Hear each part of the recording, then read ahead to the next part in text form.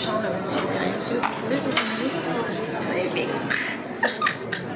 Aujourd'hui de retrouver Blandine Métayer, première femme inspirante et influente, et auteure, comédienne, auteure notamment de Je suis top, une comédie qui cartonne, qui a cartonné, qui cartonne toujours.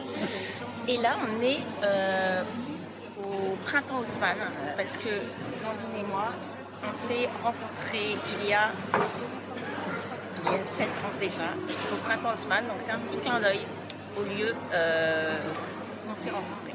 Et je dis n'importe quoi, on s'est pas du tout rencontrés à la Coupole. Mais nous, on s'est rencontrés au Trajectoire chez au féminin. On s'est rencontrés à la Par soirée. contre, on voit moins la Coupole. Là, on voit pas la Coupole. Peut-être que si je le baisse un petit peu. Tu le baisses un tout petit peu. On s'est rencontrés, en fait, pas du tout à la Trajectoire HEC au féminin. Trajectoire HEC au féminin.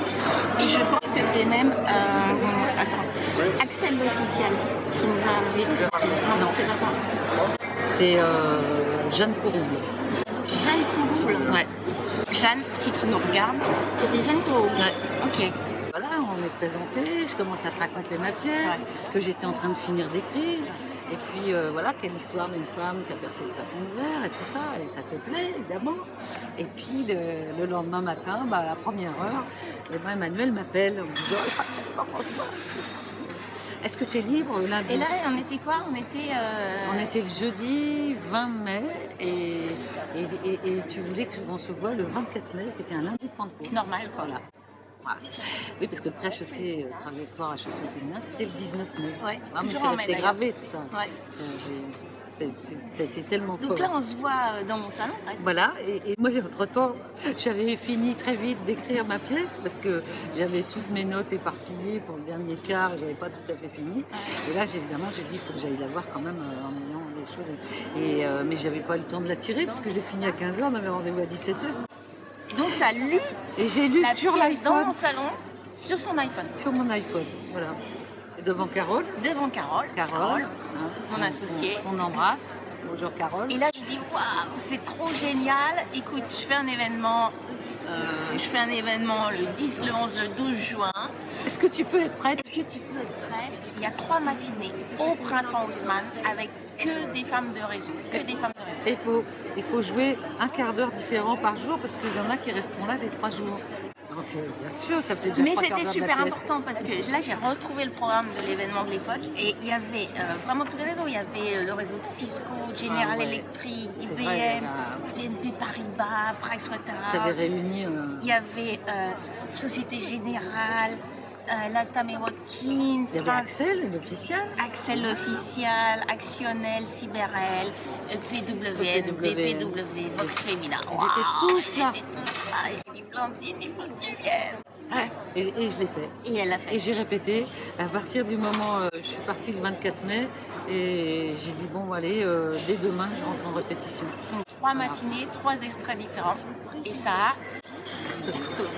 Et du coup, David Riquet, mon producteur, le changement de décor, qui a produit la pièce, a dit voilà, et ça marche tellement, il ne faut pas laisser retomber le soufflet. Tout le monde demandait, disait mais quand est-ce qu'on va pouvoir la voir en entier, etc. etc. Donc voilà, il a trouvé un théâtre, le théâtre de 10h, et j'ai démarré le 20 septembre 2010. Et là, je suis allée la voir pour voir la pièce en entier cette fois. Voilà. C'était top. Et très soutenue, évidemment, par toi, qui m'avait fait un magnifique article dans Ellen Top. Ellen Top, je joue toujours d'ailleurs avec Ellen Top sur scène. Et puis très soutenue par EPWN, qui nous a vraiment... qui ont fait coucou. Voilà, et on fait coucou à toutes les filles. Il y aura une interview de PWN, bien sûr.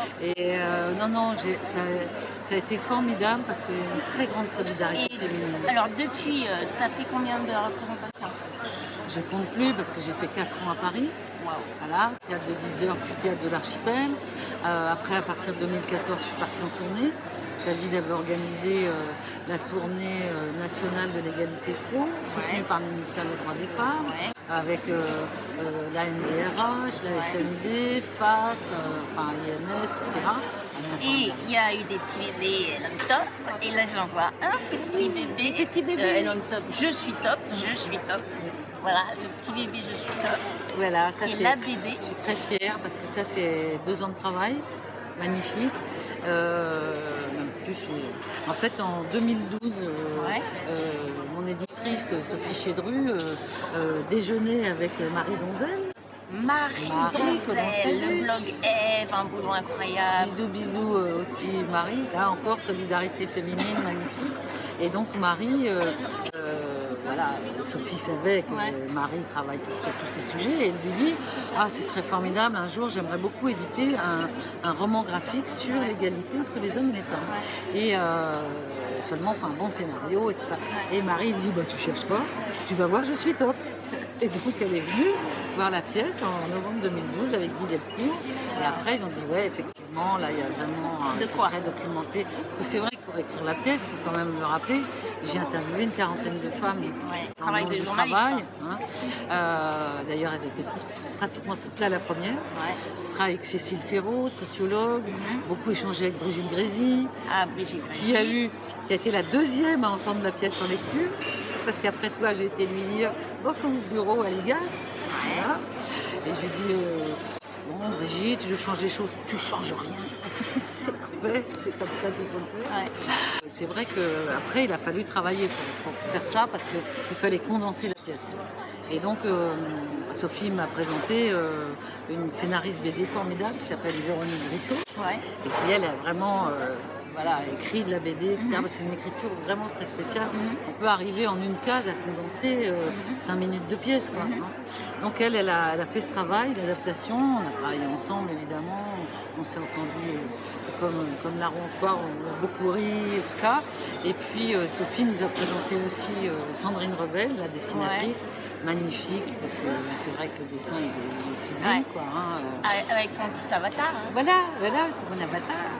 Alors elle m'a dessiné hein, à l'intérieur, bah voilà, je la trouve, mais elle a travaillé avec une captation. Donc, Allez, voilà, on me voit. Ah ouais, trop bien. Voilà.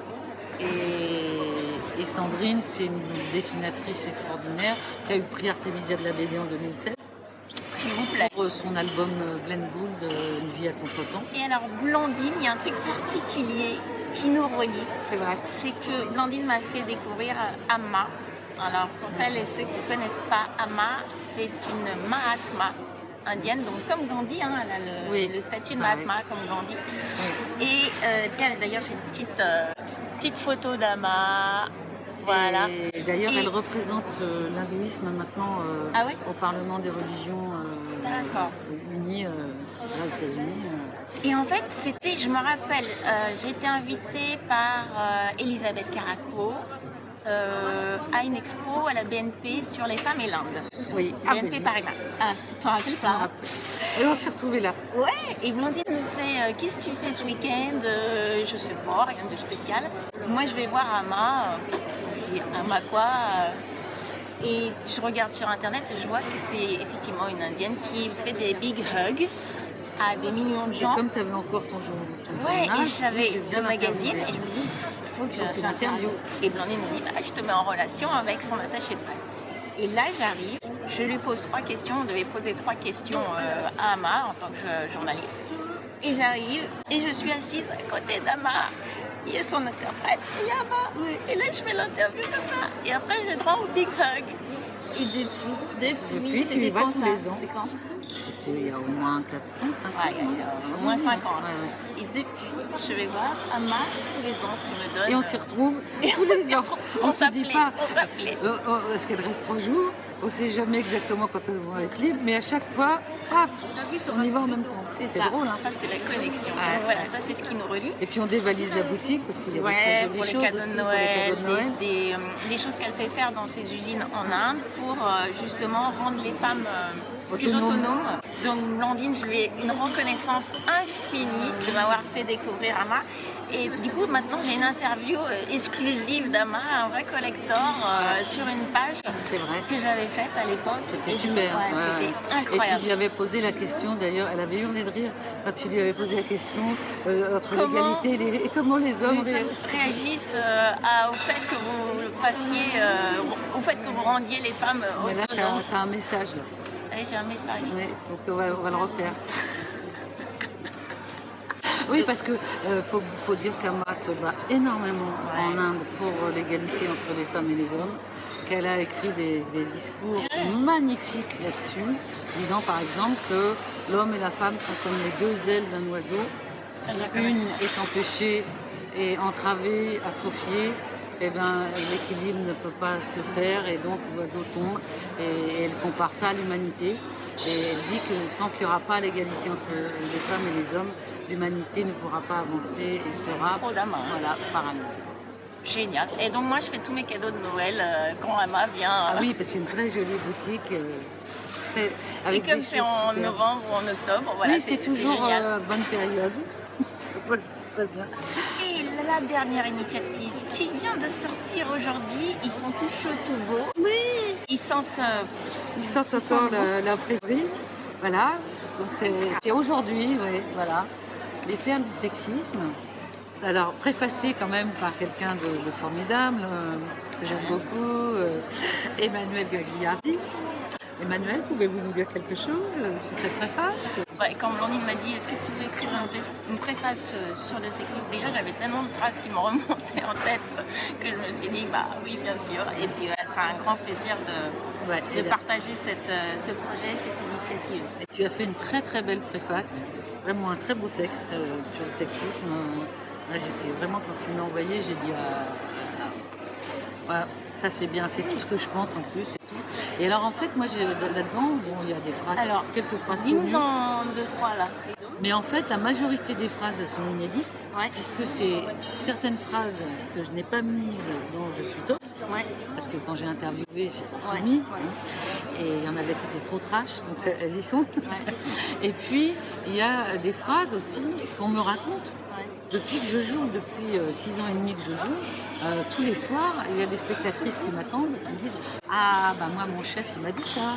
Ah bah si, ah bah ça, bah, moi j'ai eu droit à ça, etc. » Donc moi, j'ai noté les plus fortes, les plus choquantes, etc. Et puis, j'ai fait aussi des interviews dans le monde politique, avec Femmes et Pouvoir, avec Julia Mouzon, Julia. Voilà, j'ai interviewé pas mal de Daniel Bousquet, coucou Daniel, voilà, des femmes sénatrices, députées, etc., élues locales, et qui m'ont raconté aussi pas mal de choses terribles. Gratiné. Est-ce que tu peux nous en donner 2-3 là? Bah oui, on va en lire quelques-unes. Une jeune députée. Alors celle-là, la première partie était parue dans la presse, mais pas la suite. Or la suite, c'est la jeune députée elle-même qui me l'a racontée. Donc je vais vous la lire. Donc c'est une jeune députée avec un député d'un certain âge, pour ne pas dire d'un âge certain. Hein, et lui, il dit parlez pour vous, jeune fille. Dois-je vous appeler vieil homme? Et lui, je suis peut-être vieux, mais je mande encore. C'est normal, avec tout ce qui existe maintenant sur le marché. Voilà. Alors la deuxième partie, elle n'était pas connue, mais maintenant elle va l'être. voilà ce qui se passe à l'Assemblée, c'est quand même super. Ce vieux député. Qu'est-ce qu'on va... Oh bah il y a celle de la couverture. C'est une jeune manager qui me l'a raconté, qui est ravissante, vraiment. Et alors elle revient de vacances. Peut-être qu'elle avait pris 1 kilo, mais vraiment, elle est super canon. Et son chef lui fait « Attention, je vous ai embauché en taille 36, il faudrait voir à y rester. » Voilà. Très sympa comme retour de vacances. Donc voilà, donc ça, votre grossesse, c'était voulu. Ça va durer combien de temps? Donc voilà, ça vient de sortir, c'est le petit livre à glisser partout, à offrir à tout le monde. C'est une bonne action pour soi, pour se remémorer aussi que ça existe tout le temps, tous les jours, qu'on a tous vécu ça et que bon voilà. Il faut pour libérer la parole. Pour libérer, il faut que ça cesse quoi. Il faut que ça cesse parce que le sexisme, c'est ce que tu as mis dans la préface, c'est vraiment un fléau quoi. C'est les mots MAUX, les mots MOTS qui font des mots MAUX et ça. C'est ma préface ça. Oui, c'est ta préface. Oui, ce que j'ai dit. J'ai dit ce que tu as mis dans ta préface et qui est des mots de trop, bien trop de mots MAUX. Donc c'est vrai qu'il faut le dire, il faut que ça se libère, il faut qu'on sache. Et on est là pour ça. Donc voilà. Blandine, elle est sur tous les fronts, le théâtre d'entreprise, la Oui. BD, le livre. On essaye de faire plein de choses. Et voilà, elle fait bouger les lignes et ça c'est formidable. Et donc pour cela, c'est ma première femme influente et inspirante de la série, qui en comptera bien d'autres. Bah, Merci j'imagine, oui, beaucoup. parce qu'on a plein. Merci beaucoup, Emmanuel, Amandine. merci à toi. Et à très bientôt.